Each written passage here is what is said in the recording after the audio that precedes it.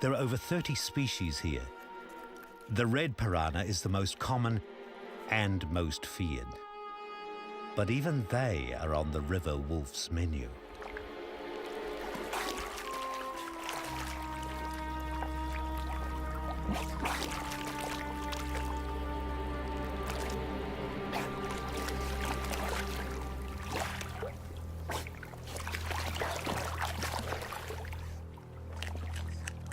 And what's left of the piranha, other piranha will dispose of.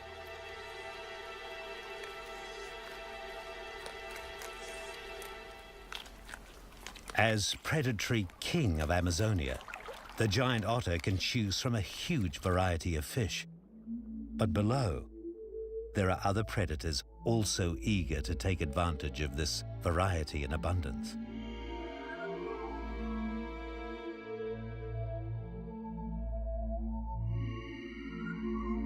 The 1-meter-long peacock bass is a top hunter in the flooded woodland.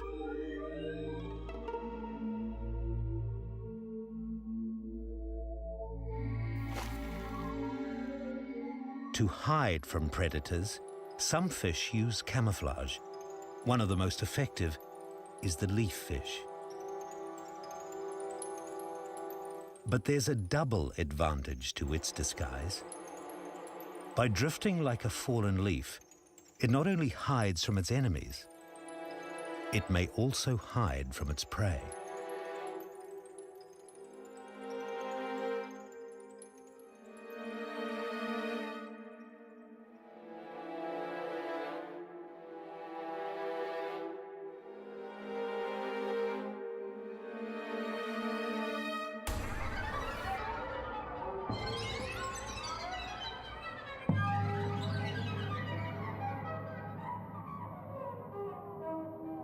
There are many predators among the fish of Amazonia, but there is none so expert as this ancient hunter. A fully mature pirarucu is 3 meters long and weighs 200 kilograms. It's one of the largest freshwater fish in the world and a masterful predator. It quietly stalks the unwary and then snatches its prey with blinding speed.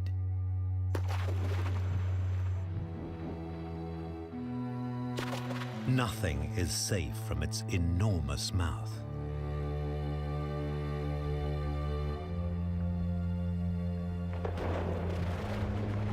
Victims on the surface are sucked in with a rush of water and air that's then expelled from its gills.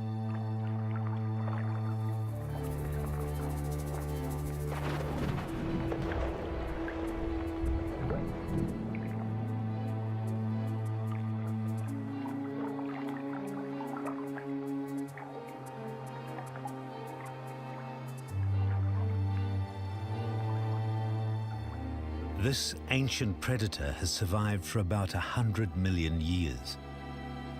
During this time, it has endured and survived great upheavals of the land and enormous disruption to the flow of the rivers of Amazonia.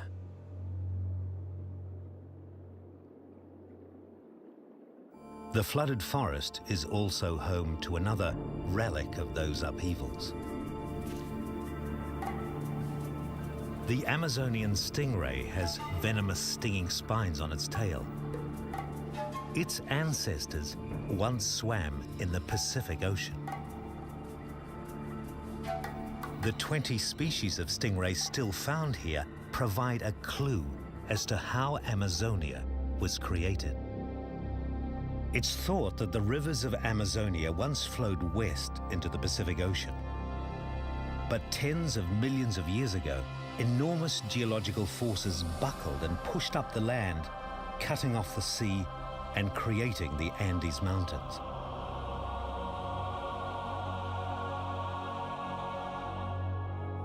The young mountains dammed the rivers of Amazonia, which formed a vast, low-lying network of lakes and wetlands to the east, where stingrays and other marine species became trapped.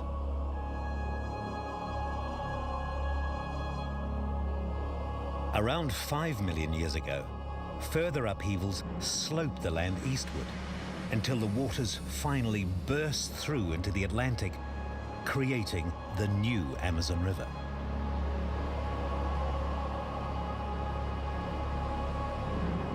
But even to this day, the flatlands of Amazonia drain slowly, until finally, after months of flood, the region enters its dry season.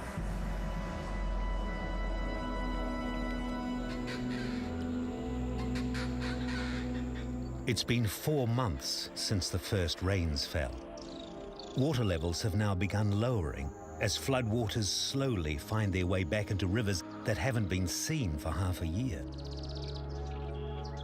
The creatures of Amazonia must now confront a new and even more difficult challenge. If you are adapted to wet, how do you survive the dry? By September, the long dry season is now entering a critical phase. As the hot sun dries up the pools, many river dwellers suffer. The small pools are now stagnant and have little oxygen in the water. This causes great stress to the many fish confined here. As the water evaporates, many fish die.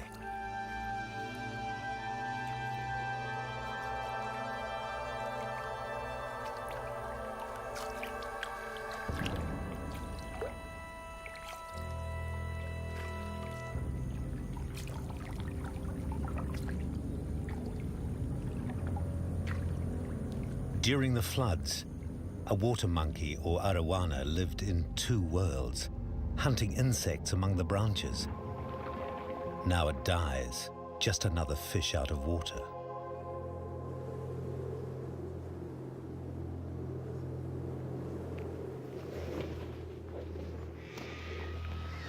At the end of the dry season, scenes of death are attended by black vultures.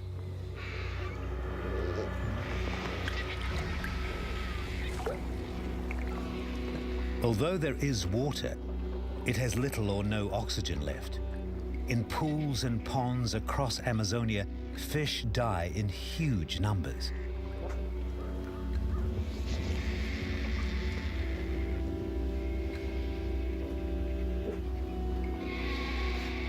To survive, species must somehow survive seasons of wet and dry, and finding a deep pond will certainly help. The giant Pirarucu uses an ancient strategy to endure the harsh, dry season. It is one of the very few fish that can take air directly from the atmosphere. Pirarucu can breathe. In fact, without air, it will soon drown.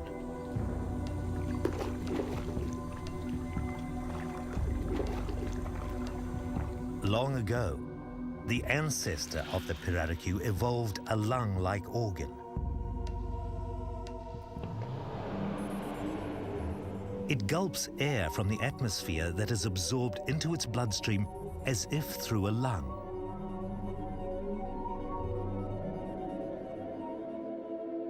This remarkable ability helps Pirarucu to withstand the long dry season.